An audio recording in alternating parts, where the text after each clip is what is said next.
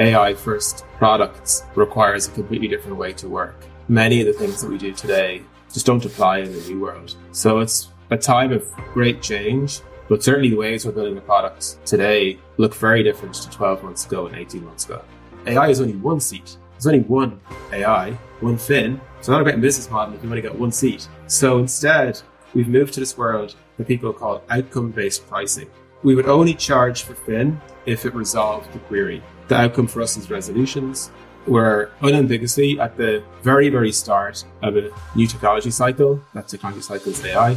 It's probably, I would say, going to be a bigger technology wave than the internet. And then you're kind of speculation territory. Like, is it as big as the Industrial Revolution, where the entire ways in which we do work change, how we live changes? But I think it's certainly as big as the internet. And that's going to totally transform all the products we know, love, use. Hey, this is Carlos's AI voice clone. Carlos is the CEO of Product School and the host of the Product Podcast. He asked me to set the stage for today's guest before he takes over the interview. Paul Adams is the Chief Product Officer at Intercom, the leading customer service platform that has experienced both meteoric success and near catastrophe. Founded in 2011, Intercom revolutionized customer service as a SaaS pioneer, skyrocketing to a peak valuation of $1.3 billion. But success is never guaranteed. By 2022, the company was on the brink of collapse as the rapid rise of AI disrupted its core business. With everything hanging in the balance, Intercom's original founder returned as CEO, taking bold action to save the company. He didn't just steady the ship, he transformed it, turning Intercom into an AI-first powerhouse with over 50,000 paying customers globally. Paul has been with Intercom for 12 years, helping to shape its evolution from the inside out. As Chief Product Officer, he leads product management, product design, data science, and research. Before joining Intercom, Paul worked on groundbreaking products at Google, including YouTube and Gmail, during the pivotal era when the iPhone was first launched.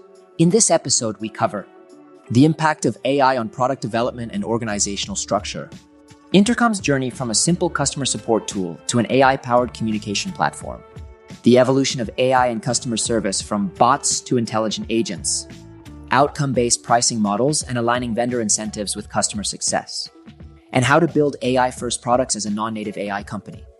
Let's dive in. Welcome to the Product Podcast, Paul. Very happy to be here. Thanks for having me, Chris. And I'm excited to have you here based on the research that I did about you and the content that you've put out there, because I think this is going to be super helpful for the product community. And you asked me to start by sharing two big disclosures that I think will influence the way we go about this conversation. So please tell us more. Yeah. I hope people tune into the whole thing here. Hopefully I have enough to say that makes it interesting. There's two things that I deeply believe, and both are happening right now. And if you don't believe these things, you might need me to win you over. One is that we're unambiguously at the very, very start of a new technology cycle. That technology cycle is AI. And it's going to be a huge, huge cycle, a big, big technology wave. I believe it's easily going to be bigger than mobile. There's plenty of evidence, enough evidence to suggest that's true. It's probably, I would say, going to be a bigger technology wave than the internet, which radically transformed how we do business. And maybe it's bigger again. And then you're in kind of speculation territory. Like, is it as big as the Industrial Revolution, where the entire ways in which we do work change and how we live changes? But I think it's certainly as big as the internet. And that's going to totally transform all the products we know, love, use. So that's number one. I think that's uncontroversial for me. So I can unpack why I think that is. And then number two is, because of this new wave of technology, everything we do today to build software is going to change, which means that everything that PMs do in their daily life, gather requirements, new discovery and backlogs and roadmaps and pick your thing, all the activities are going to change. I think that's also relatively, uncontroversial for me, but I'm well down this path already. And that means the job's going to change. And honestly, if people don't buy into these two ideas, or at least explore them personally and try and pursue each and kind of disprove them themselves, I think the future of their career is very limited. And I think that the people who buy into both have a very, very bright future indeed. Yeah. So basically, if they don't believe in them or they're not curious about exploring them, maybe they should tune out. Maybe. Yeah. Well, let's unpack the first one. Product strategy in the era of AI. How are you specifically making that happen at Intercom? Yeah. So Intercom is 13 years old, and we are, certainly early in our first half of our history, good case study in like a high growth SaaS company, did very well. And all the ways in which we built the team, the product, are now kind of fairly common practice. We have PMs, we have designers, we have engineers. They typically work at a triad. There's teams. The teams are typically a PM, a designer, an engineering lead, and maybe 5 engineers. And then maybe they're grouped into like product areas and so on, and it's scaled out that way. Fairly common stuff. And, the team would work with researchers and data scientists and so on. We're in the process of blowing that all up because we don't think it's fit for purpose anymore. We think that, or we're not, we think we're learning that developing AI first products requires a completely different way to work. And many of the things that we do today just don't apply in the new world. So it's a time of great change. We don't yet know what the answers are. We don't yet know exactly how this will all shake out and what the industry standard best practices will look like 2, 3, and 5 years from now. But certainly the ways we're building the products today look very different to 12 months ago and 18 months ago. So as you talk about org design, you joined Intercom very early, right? This is your employee number 13 or 14? Yeah, very early. I was the first. We the founders. Our founders are 2 of our founders. Have a design background, and but they're the founders, and I joined to kind of like start the product org basically. So we had a bunch of engineers, a lot of engineers and no structure, and then I joined. So I was PMing, designing, researching, everything until we hired. So in this new environment with AI, like how are you specifically creating those pods?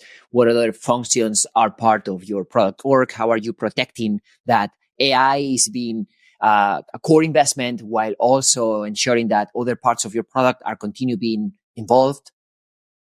Yeah, there's probably like some foundational things that I should say first to explain why we're doing things we're doing. So, for example, we have the vast majority of our product and engineering team working on AI, and the minority working on our traditional product. So that's a huge change we made, and there's kind of reasons to believe that we should do that and that it's a good idea. So, one thing I've kind of been talking to people about recently, I've been using this kind of exercise. AI can be hyped and people can kind of buy into it. And certainly with these big tech cycles, they go through this, this kind of classic hype followed by disillusionment, followed by, oh, the thing actually does work in practice. So I understand how people might feel a bit jaded by it potentially, or there's just a lot of stuff that they don't know is real and not real. But here's the kind of the first foundation that I talk to people about. I asked them kind of to do an exercise, and the exercise is to open their phone, look at all the apps they use the most, and then ask themselves, 1, how many of these products existed before the mobile wave? Not that many. How many of these products existed before the internet wave? Very few. Maybe some news companies existed, very, very few. And that should tell you all you need to know about what's coming next. All the apps and products and services and things you're going to use day to day don't exist yet, or they're in their infancy. And some companies will navigate this well.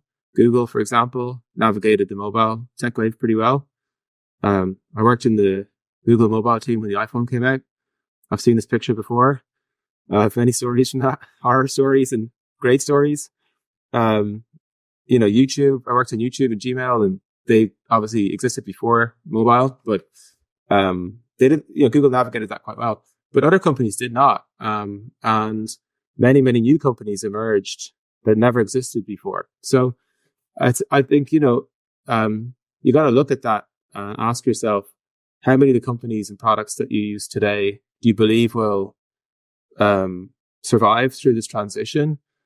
Will your company be one of them? Because the probability is in 5 years, in 10 years, certainly, most of the products and companies that you use, you have not yet heard of. So that's kind of a foundational belief for me about how big this change is going to be. Is there anything else in terms of the ratio, engineer to PM, or is there any particular functions that are now part of the product team? I think roles are going to change a lot. So here's how I've been thinking of this most recently. Honestly, Carlos, the answer is we don't know. I don't think anyone knows, but we're doing very new things at Intercom. PMs are doing very different things than they've done in the past. We have groups of people. I'm trying to deliberately not say a team, a group of people in different configurations, doing different things. So I'll kind of explain that. To kind of, understand it, you got to understand where did the structure we have today come from and what's changed. So, we've lived through kind of 10 years of very, very stable, technology development. There's been no kind of breakthrough. Mobile was the last one. That's a long time ago, over a decade ago. And so, things have been very stable. That means that the technology has been stable. It's very rare, certainly at Intercom, I think any good engineering team, it's very rare that we would look at a customer problem, think about a solution to it, scope different types of ideas for solutions. It's very rare that we'd ask, is this even possible to build?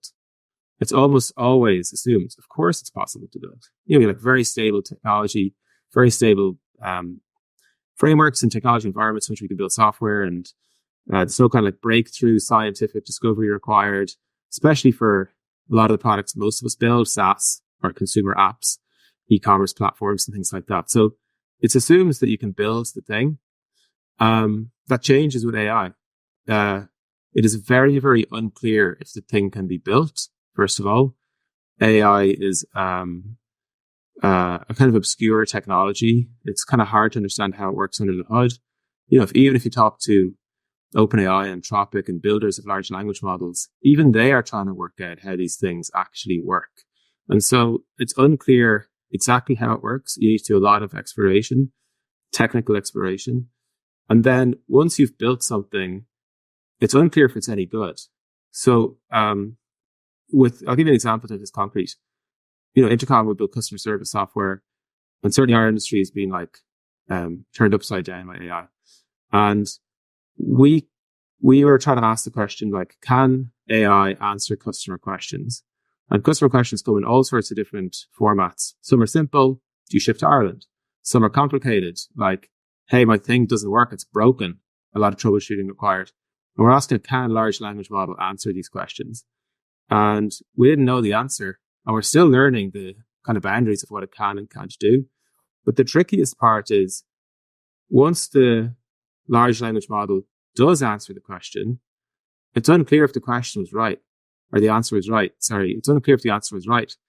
I saw an example recently where somebody was using a large language model to build an insights product. This wasn't an Intercom. And it was incredibly good at generating these insights that it would probably take a human months to understand. Incredibly impressive. And then they started unpacking the maths behind it. I was like, nonsense. The numbers didn't make any sense mathematically. So you don't know if what you've built is good. And so what we're learning is that we have to build the product in partnership with customers, and we have to work together to try and figure out if the thing is even possible. When it is built and we've prototypes and demos, does it even make any sense? There's just an extremely deep one-to-one partnership required. So we have our PMs and different people, and a lot of the time they're kind of half of a salesperson, doing discovery and understanding the customer's actual deep tech, very specific, unique environment in which they're trying to operate in. So sometimes they're kind of a salesperson doing sales discovery stuff. Sometimes they're more like an analyst or a data scientist.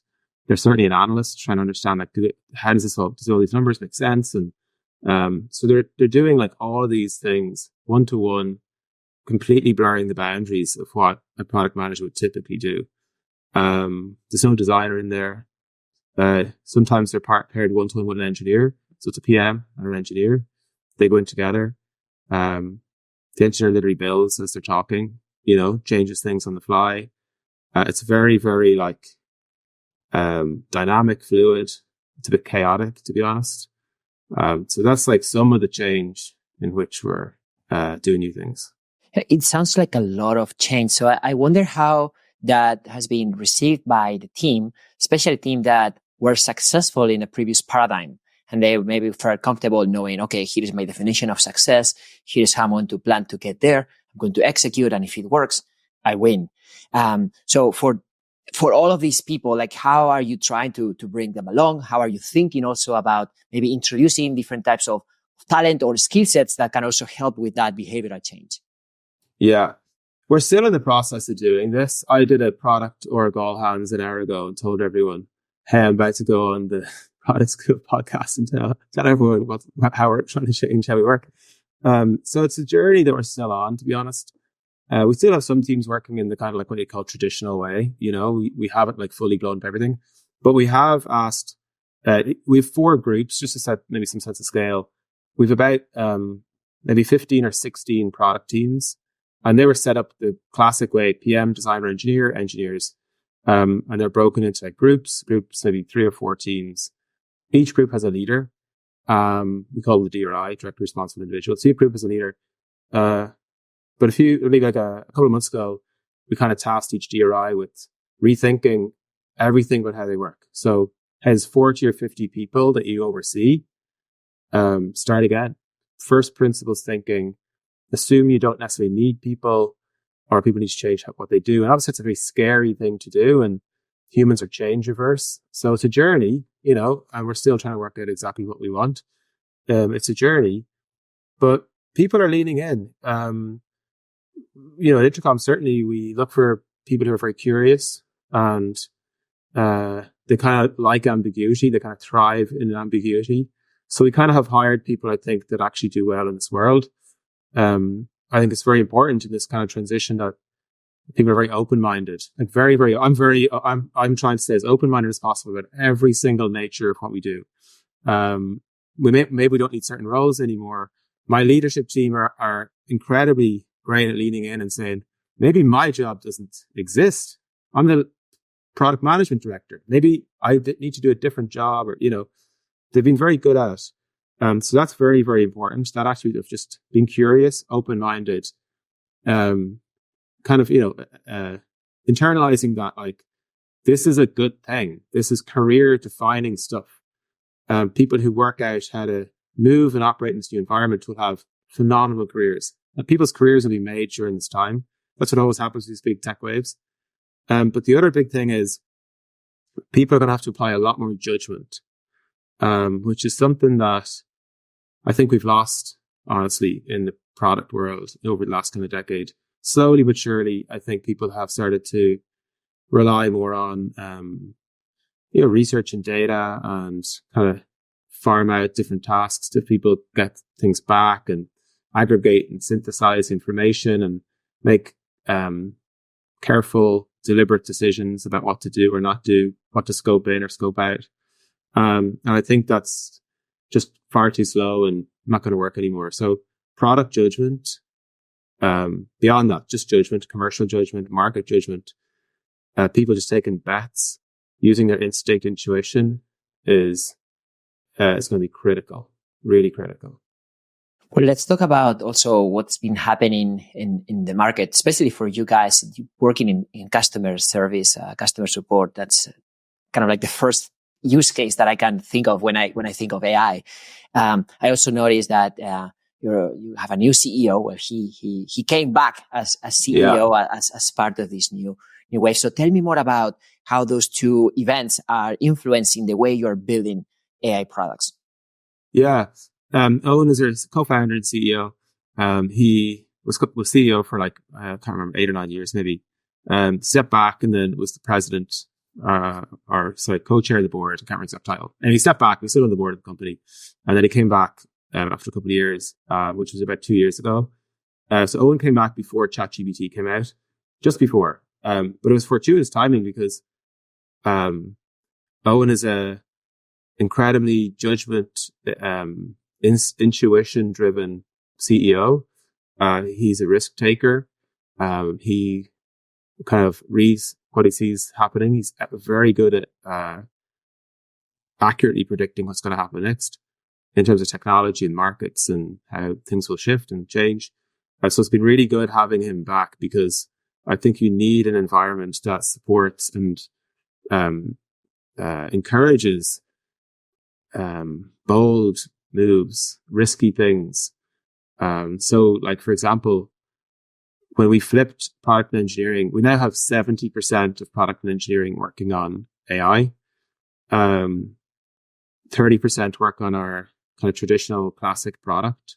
Now, these things are like deeply connected, of course, but what would have been, our SaaS product, which was the kind of classic triads and very classic product management, understanding our customers, aggregating their feature requests, understanding what they're trying to do, what they need, coming up with solutions, running projects to make sure that we solve those problems well, ship features, check that they're being used, fight for adoption.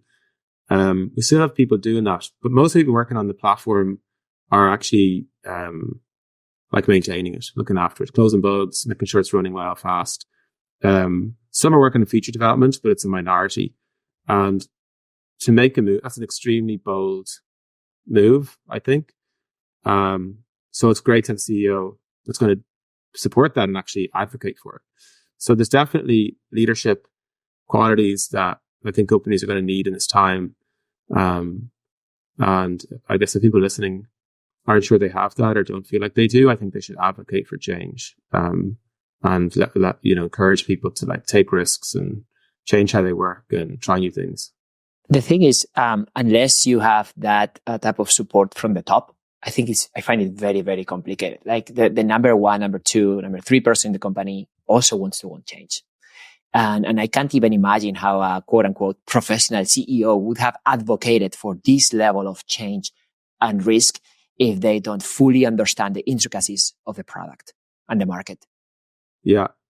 I think it's absolutely true. I think this company's going to die. That's the truth. I think they're going to die. If you work for a company like that, I think you should think about it. I think that, like I said earlier, when I was talking about like apps and phones and what apps do you use and are they mobile? Or did they exist before mobile? Did they exist before the internet? I think companies, I think a way to think about this is, I can't remember if I mentioned this earlier, but the way to think about this is like the company you work in today is default dead. Unless you have the majority of R&D, product engineering working on AI. I think you're default dead. You're the companies that existed before the internet that don't exist anymore. You're the companies that existed before mobile that aren't on your phone. And that's probably like today, maybe a majority of companies. Some will work it out. Some will be late to it. It's still not too late, of course. We're at the very, very start of this tech wave. It's probably a decade long, at least. So we're early, we're kind of 2 years in, still early, still lots of time for lots of companies to change. But I think that, if companies don't change, and a lot won't, I think they'll die a kind of a slow and painful death. I don't think it'll be a quick death. I think it'll be, an AI first startup, company that was built in the AI world that had no baggage, no hard-coded rules around like how the company is set up, how it works, how it thinks, what it prioritizes, nothing to lose. I think those companies are going to take over and they'll beat incumbent companies. Like we've seen before, this happens every tech cycle. This pattern as old as history, and I think a lot of companies don't think about these things. I don't think they think about AI, the tech wave, enough, and we think about it a lot. Obviously, we're definitely at the frontier. Like we're at the very, very edge of this world. But I think we're the canary in the coal mine. We're the first, one of the first to truly start internalizing what this actually means. So let's talk about your product specifically, because I remember from the early days, it really started as a, customer support center, and they had this live chat, but all of these features basically became commoditized, right? And now there's so many other players doing those type of features. How were you able to stay competitive and expand your product in a way that became more of a differentiator? Yeah. I think, well, this is going to change. So let me get on to that in a second. I kind of like in my head, I kind of see my career in three phases. There was pre-mobile, mobile, AI. So, or maybe mobile is SaaS. Like SaaS and SaaS and mobile kind of happen simultaneously. So in the kind of SaaS/mobile tech wave, the last kind of decade, 15 years, maybe not 15, that last decade, there was a very kind of straightforward way to do this, I think. I used to talk about how features were either a differentiating feature, so something that was different and better in the eyes of your customer, not different and better in your eyes. I worked in many failed projects that were different and better in my eyes. Customers didn't care. So they're different and better in ways that customers care about. And then there's industry standard features. And there's a kind of a ratio between these. So for example, big incumbent companies have all the industry standard features. They've been around a long time. They've been talking to customers for many, many years. So they've built all these industry standard features. And if you use that product, it's hard to swap because you need the new product to have all the same industry standard features. And then there's differentiating features. And so if you're a startup, you're going to have no industry standards. You've just been born, you're young. So you need really, really strong differentiating features, really strong. And what happens is startups create different and better features. They're more innovative. They take more risks. They're more likely to invent. And then if they're successful, the incumbent companies copy what they built. So all new different and better features move from like differentiation to industry standard. And that's just how the floor of product quality raises. Like if you notice, like the products we use today are 100x better than the products we used a decade ago. Like products get better and better and better. Because of this kind of dynamic. So through the course of Intercom's history, we were very much the differentiating startup, new company. We had invention in our DNA. We were trying to think of new, better ways for customers to talk to businesses and businesses to talk to customers, and kind of pioneered and led the idea of messengers and messaging as the primary way for businesses and customers to talk to one another. But of course, all the other companies copied us. New startups emerged and they copied us. So it's kind of a race. Des, our co-founder, calls this the gingerbread man strategy. It's kind of like run as fast as you can. Can't catch me with gingerbread man. Whoever's fastest wins. And it's a race. And when you internalize that, and you realize that your differentiating features are not durable or defensible, very, very few things are truly, truly defensible. You realize that you just need to get really good at product execution. Really clear strategy, but really good at product execution. So for a large amount of the years at Intercom, we were kind of playing that game, and building industry standard features so we could persuade companies to switch. So that's kind of how it's been. And for the most part through history, we've played that pretty well. It's ebbed and flowed, but we've played it pretty well. But now we're questioning this relationship. It's not as clear anymore in the AI world that there's different and better features to build because we don't know what they are yet. And when it comes to industry standard features, it's very unclear what matters anymore. So, for example, I'll give you a real example. Phone is a very big customer support channel. And our history has been, we built messaging first, and messengers and live chat, then email, and now we have a nascent phone product. This is humans calling humans on the phone. So many of our customers are asking us for it. They want to provide really good intercom style customer support over the phone. And we're building it. Also, voice might be the biggest channel for AI, just in general.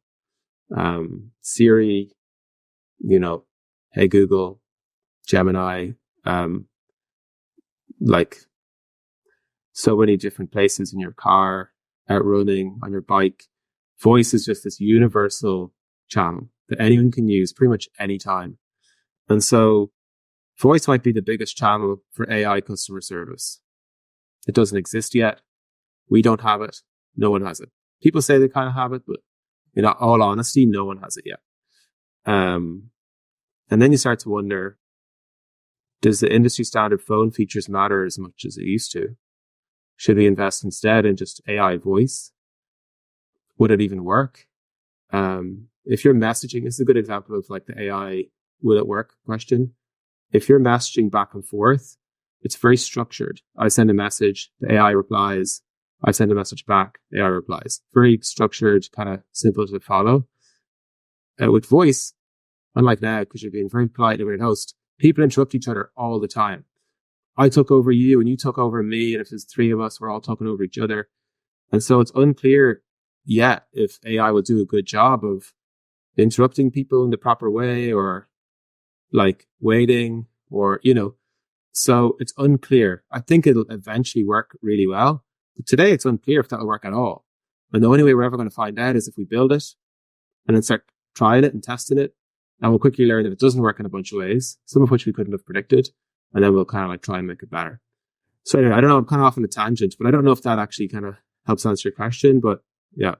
I think that helps navigate that transition from the pre-mobile to the post-mobile. And I agree with you, SaaS Cloud is part of that transition point. Now that we are in this AI phase, and I see the next iteration in terms of agents, that's what we call it today. Now things are not chatbots anymore. Now they are agents, right? And they train to have autonomy, different formats, voice, text, image, and who knows what comes next. So I noticed that you released Theme 2 recently. And so I'd be very curious to know how you are evolving that product that didn't have that much intelligence and how you're measuring success for that in terms of, success for your users. Yeah, it's been an amazing journey. Sometimes I kind of tell people around me, what a time to be alive. What a time to build software. Like SaaS was great, but getting predictable, we're now in like, wow, anything might happen here. The good and the bad and the ugly, anything. And so developing Fin is just this incredible journey. And like I said, we're at the like frontier of even working out how we do it, never mind what it will be. And so simple ways on this journey, simple things like one is, we knew that Fin on day one, but here's like another kind of example of, just having a really good leadership team for these times. ChatGPT came out, I think, like towards the end of November, whatever year it was, 2023. No, 2022. And, over the course of the weekend, we basically concluded this is going to completely disrupt our space and might be the start of this big, giant new technology wave. And the reason for that was the minute you map customer service tasks onto LLMs just happen to be extremely good at them. Answering questions, conversing, talking to people, disambiguating questions, looking up data. It's like, they're the things that customer service people do. And so we knew very early, we were very optimistic. We didn't know, actually. I shouldn't say we didn't know. But we were optimistic that we could build something that could answer all the informational queries. The queries have the same answer for everyone. You can like feed it all the content. If it's accurate, it would do a good job of answering. But then we got into the next stage. And this is where like you're talking to customers and customers are saying things like, actually, most of our volume is personalized answers, which is like, it needs personal data. Hey, Paul, your flight is delayed. Or, hey, Paul, you're on this plan, so you don't get the upgrade, So personal data was this like kind of next frontier for us. And then connect that with actions. So now it's not just answering questions with personal data. Like saying, hey, Paul, your flight's delayed. It's saying, hey, Paul, your flight's delayed, which means you'll miss your connecting flight. Do you want me to book you a different flight? Here's 3 options. Yes or no. I say yes. It's connected to my bank. It's connected to the airline systems, our booking engines. They can do it all. So that's the world we're in now, this kind of actions world. And that was kind of like a natural progression of, more complicated queries will come next. But one area that we didn't really foresee as much, is a thing we call behavior. And so with Fin 2, we had Fin, our first AI agent, right? It used to be called a chatbot, or a bot, and now it's an agent. So Fin 2, one big thing we learned about with our customers was behavior. So Fin has to not just answer questions, it has to behave in a certain way. Like if it's truly going to take the place of a human support rep, and by the way, there's reasons why that's a very positive thing. People worry about like, will AI take my job and things like that. It's a very positive thing that Fin is doing a lot of these things, like I explained that too. But if it's going to do that, it needs to behave in the same way a person would. Like, apply judgment, or like talk in the way we talk, use our tone of voice, follow our guidance and our policies. These are not rules. We've rules too, better follow the rules. But when we train our humans, we tell them like, here's guidance on how you should apply judgment to talk to this customer. And so that was like, again, a big thing that we started building. We're still building better and better versions of it. We call it guidance, kind of self-explanatory. But when you think about an AI or a large language model and it applying judgment using guidance, it's very unclear that it will do that well. It's very unclear if it will work at all. And so you have to build it and explore technically, experiment like crazy, try all different types of ways in which it might, prompt it in all sorts of different types of ways where it might work differently, better. And you just have to like learn by doing. So, yeah. I also think from the success metric standpoint, it's allowing companies, or in this case, a vendor, to be more aligned with the incentive of the client, because it's not just about classic response time or the ratio of how many humans can support users. Now you can really commit to closing tickets directly or semi-autonomously. So tell me more about how you are now proving that type of ROI for your clients and how that's connected now to your pricing strategy. Yeah, this is a great example of how AI is going to truly fundamentally change how business works in so many cases. If you think about a product like Adobe Photoshop, you used to buy that on a kind of yearly license, like whatever it was. I can't remember what it was, $1,000 a year. I don't know. I used to use Photoshop quite a lot, but Google were paying, or Facebook were paying, wherever. So I don't know how much it costs, but you bought it kind of, and then Adobe famously kind of moved Photoshop to a SaaS model where you pay once a month, and then like dramatically improved the economics of that business. And that's kind of become standard practice where, many products, certainly the products I pay for and use on my phone, Strava or Fitbit or whatever, they're monthly subscriptions. And these are based on like accounts or seats. And like with Intercom, for example, one customer service person's one seat. You pay for the seat, add a new person to the team, pay for an extra seat. Salesforce works this way, HubSpot, classic standard way of working. And that's not at all how AI works. AI is only one seat. There's only one AI, one Fin, so not a great business model if you've only got one seat. So instead, we've moved to this world that people call outcome-based pricing, where Fin, we invented this pricing model. Again, risky thing to do, quite a scary thing to do, but it was we thought it was the right thing to do. It's much more customer friendly for a start, but we would only charge for Fin if it resolved the query. So in other words, if a customer talked to Fin and didn't get an answer and got handed over to the human team, we would not charge for that. That's free. We didn't deliver the outcome. And the outcome for us is resolutions, but for lots of other businesses, there's all sorts of different types of outcomes. And this idea of outcome-based pricing, where you only charge if the AI delivers the outcome that the user needed, I think is starting to become like a big disruptive and probably dominant way to price things. It's so risky, as you said. I agree. It's more honest because ultimately it's aligning the outcomes of both parties. But at the same time, man, it's risky, right? Like, because I've seen different models where, AI is being charged as an add-on, which in a way it's penalizing the use of AI, right? Yeah. Well, in reality, with your model, you are incentivizing the fact that you do not need to just add more seats for the sake of it. You can focus on solving the problem. Ultimately, it doesn't really matter how you solved it as long as you did it on time and quality. So from a business standpoint, this is just beyond product. As you talk to customers, and I can imagine a lot of companies are not just saying, oh, AI is augmenting our capabilities. A lot of companies would say, this is also helping me save a lot of cost because now I need less people executing. Hence, I probably need less seats for my customer service platform. So how do you create the right math to make sure that, yes, you are helping your customers grow by also reducing cost in some cases, while also you growing as a business? Yeah, it's very, very difficult. This is kind of classic innovator's dilemma. You have such a huge successful business.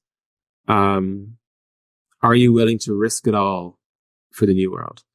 That could be your product, like we were talking about earlier, or it could be your pricing model and the economics of your business and things like that. It's very, very, very, very difficult to do. We're still in the midst of trying to change too. And there's a lot of cultural reasons why people will stay in the old world. It's safe. It's known. Human beings are risk averse. We're creatures of habit. And you need to kind of change a lot. You need to change culture, but you need to change incentives too. Seats-based businesses have salespeople where half their salary is based on whether or not they close seats. So if you don't change the incentive, they have a mortgage to pay or whatever rent, they're going to keep selling seats. And so, there's a lot of change. Like people use the term business transformation lately. It's kind of a cliche or whatever, but I think we're in truly business transformation land. And what, one kind of reflection I had on this, I do think a lot these days about the time I was at Google and the transition from desktop to mobile. And I remember, we look back at the iPhone keynote and we say like one of the greatest keynotes of all time, which it was, incredibly inspirational. I remember at Google at the time, that was not necessarily what people were saying. We went out, we got iPhones so we could buy them. But for the record, I have a Pixel. I'm a Pixel user and love Pixel. So I'm not hating on Google here at all. I worked there as part of the team. But, you can kind of like go all in or you can play it safe. And some company, Intercom is going all in. I think a lot of companies are going to play it safe. But at Google, I think there was a very much a play it safe. The iPhone was not obviously better. It had a one button. BlackBerries at the time, the coolest phone, by the way, back then, the BlackBerry had loads of buttons. It did loads of things. Google, the iPhone had one button, which did one thing, go back to the home screen.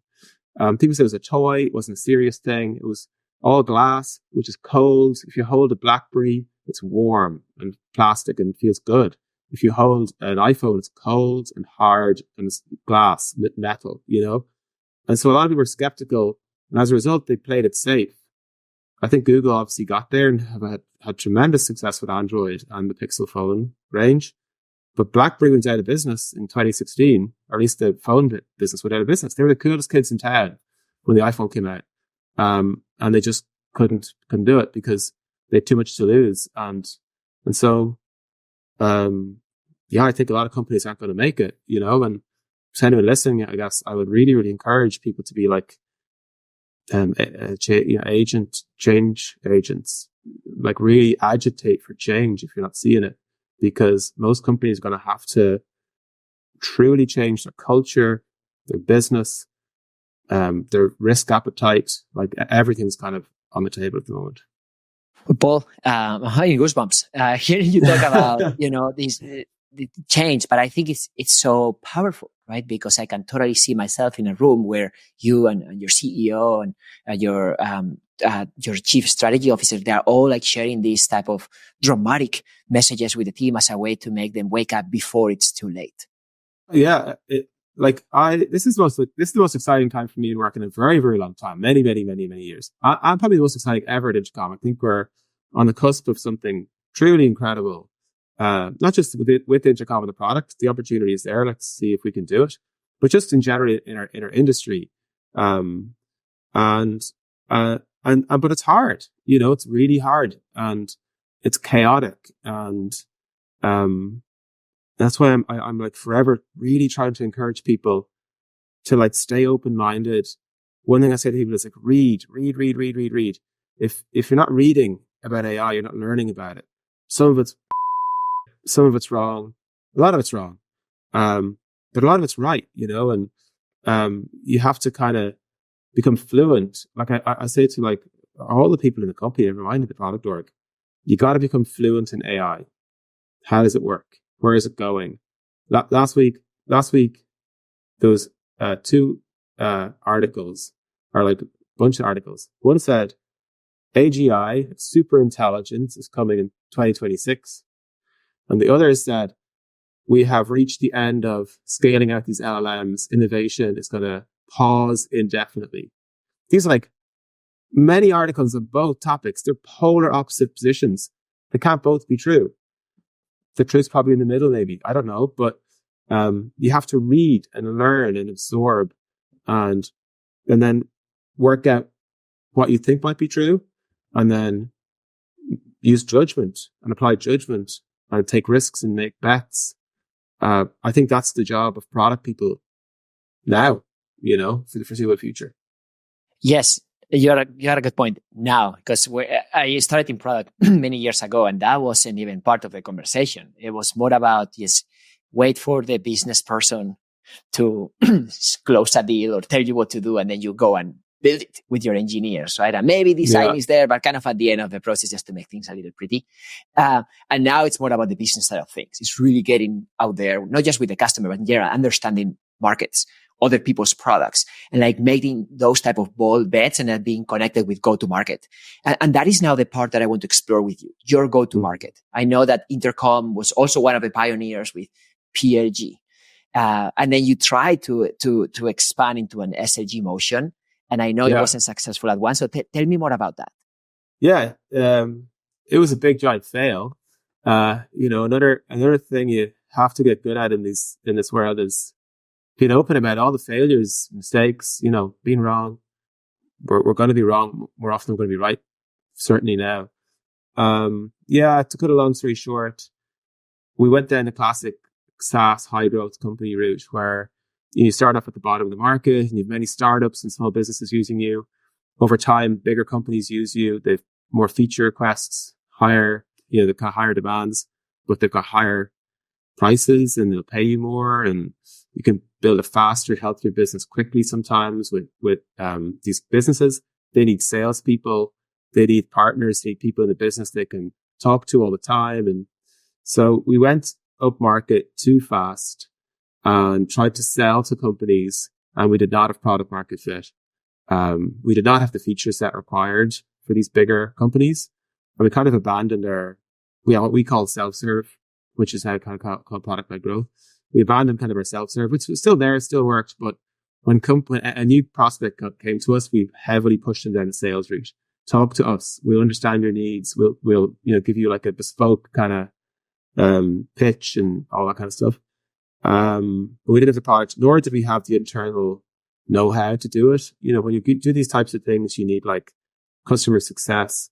You need people who are really good at like professional services, can like build things on your behalf.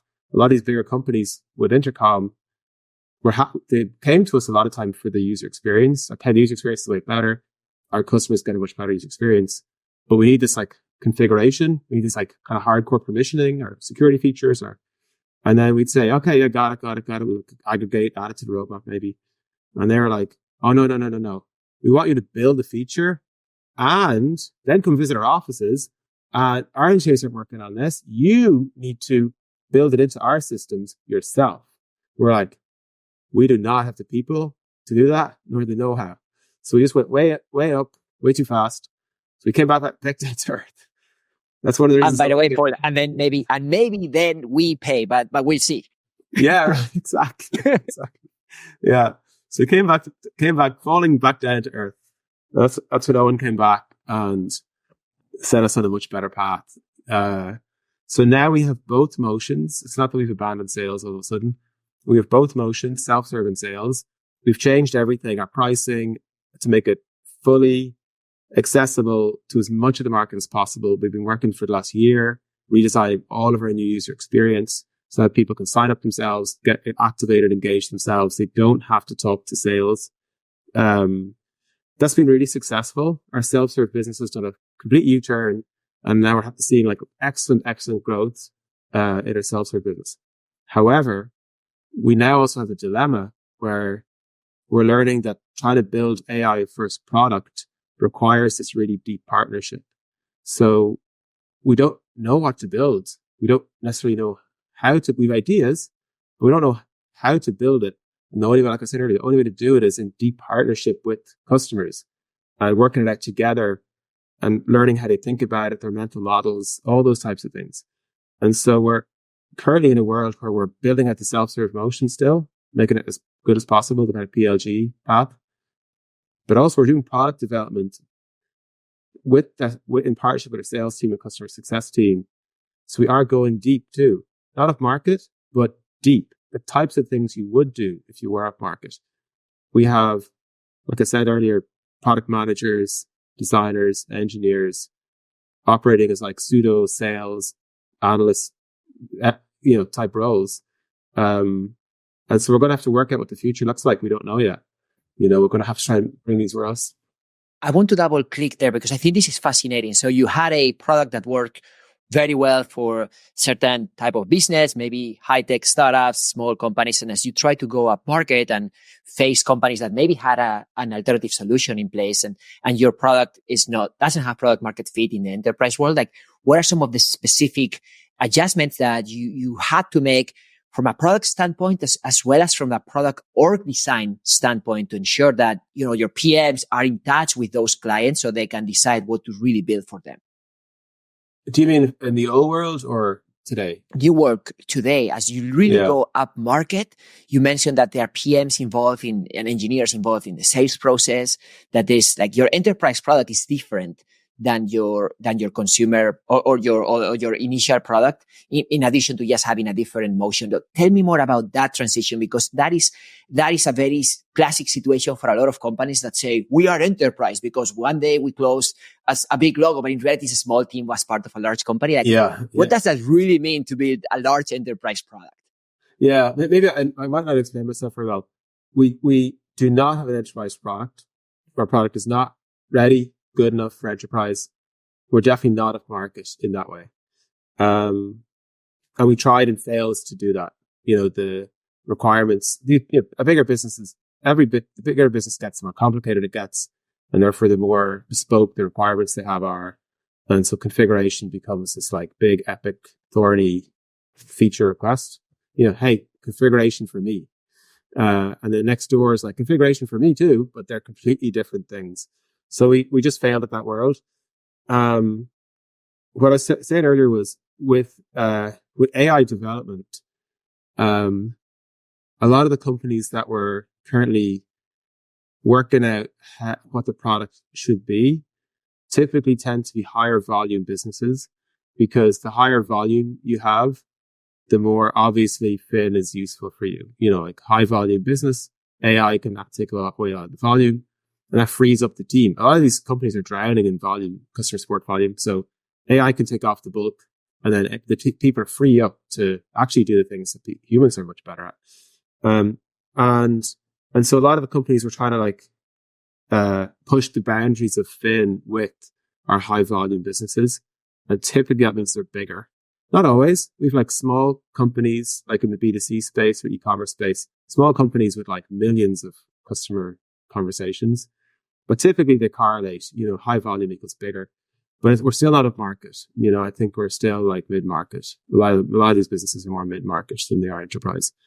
So that's kind of how it works. Does that make sense?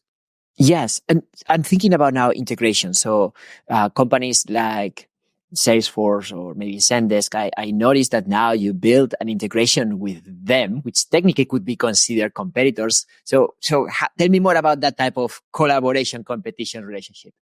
Yeah. Last week we launched Fin, which is our AI agent on our competitors' platforms. Why do we do that? People might say it's crazy. I think this lesson is going to apply to a lot of companies. Switching customer service platform is not a small decision. It's a big one. And you may have a tool already like Zendesk, Salesforce, Freshworks, something like that. Kind of an incumbent tool. You might have had it for years. And over the course of those years, you've configured it and built it and connected it to all your internal systems. And it's so deeply intertwined. It's like spider's web of like internal processes and tools. The thought of ripping that out to replace it with Intercom is scary.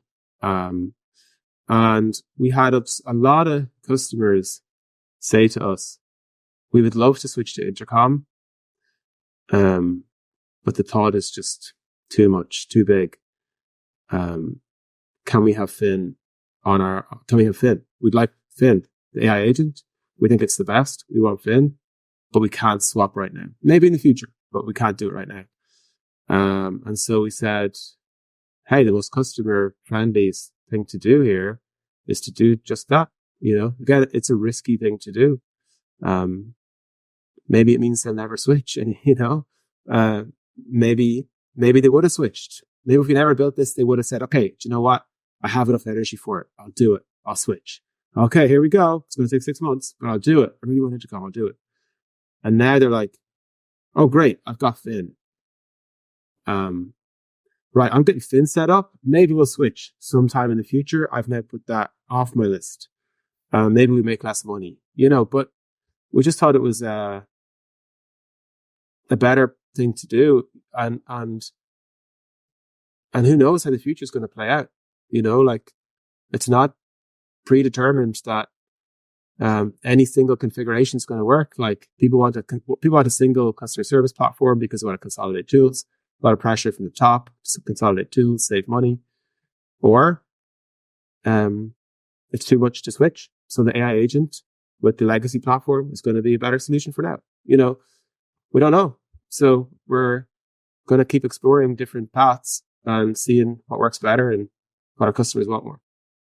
It might become a standard go-to-market motion in the future, and we look at this interview and laugh at it the same way this outcome-based pricing that you are pioneering might become a standard pricing model.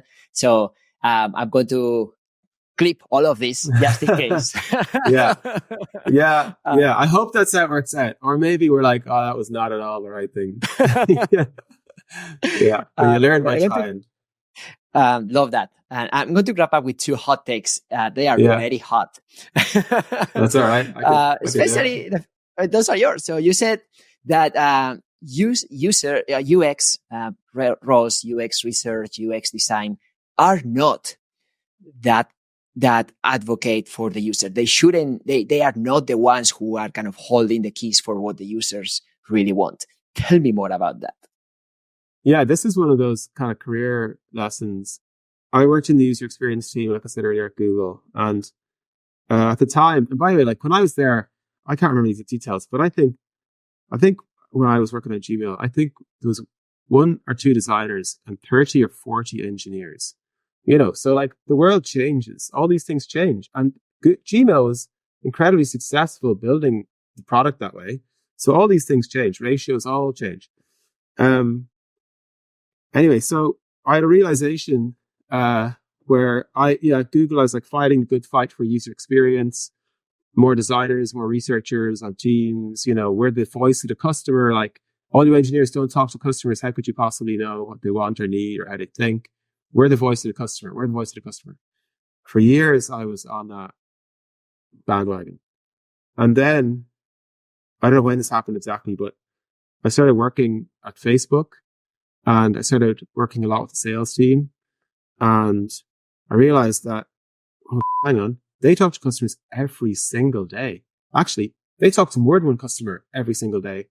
Actually, they know more about the customers than I do. These salespeople are actually the voice of the customer far more than anyone in the product org. And then you work on Intercom and customer service and realize all these customer service people talk to customers way more than anyone in product. So I gave a talk at UX London years ago now, where I made a big plea to the UX community to stop navel gazing and say they're the voice of the customer. But it was an audience of about 500 people. I asked the question, if you've talked to a customer in the last 24 to 48 hours, raise your hand. And like 5 hands out of 500 went up. And I said, yeah, all your sales team did and all your customer service team did. In fact, they talked to more than one. They are the voice of the customer. So it's just like eye-opening, and I've never forgotten it. We involve our customer service team and our sales team a lot in how we develop product. Could do better. We always should do better sometimes, but we're always trying to involve both. They know a lot more than we do often. So on that note, the second hot take from you is about PMs should do customer support. We have our PMs doing customer support, but not as much as we should. We used to do a lot more of it in the past. So we should be better at this and could be better at it too. I preach something, but you got to be honest with yourself too sometimes. We do have a thing called Customer Day where anyone actually in product engineering can work as a customer support rep for the day. It is a humbling experience. You realize your product is nowhere near as good as you thought it was. The last time I did it, I realized we have huge latency problems. Just the inbox was just slow. It was just really, really slow. I was like, this is way slower. What happened? So you'd never know unless you just suck it up and do it. So I do think it's a great way, for PMs to build product judgment. Going back to what I said earlier, one of the biggest skills that's going to be critical in the new world is product judgment. Judgment, intuition, instinct, taking risks. I'm A and B, we're going with A. I will survive or fail or win or lose or whatever based on this judgment. And the best way to build judgment is to talk to customers, live the life of customers. You just build an innate sense of what they think, need, do. 2 fast ways to do that. Do customer service for days and join sales calls. Hear the sales team pitch your product. Hear what customers don't think is good, don't agree with. Challenge. Again, I feel as many sales calls and I try and join as many as I can. Again, I wish I did more. And customers ask me questions and I can't answer them. There's nothing more. You won't forget that. You could forget, if you see a list of feature requests, you'll forget numbers. You'll forget them all, probably. You'll forget number 9, 10, 11. You'll never forget when a customer is looking you in the eye and saying, but it doesn't do the thing I need it to. And you're like, it does not. I will try harder, So, it's just this, I think there's no better way to build product judgment than to get in front of customers in the firing line. Paul, it's been a pleasure to learn more about your own experience and how you're thinking about the present and the future. Thank you so much for your time. Thanks for having me. Yeah, very fun.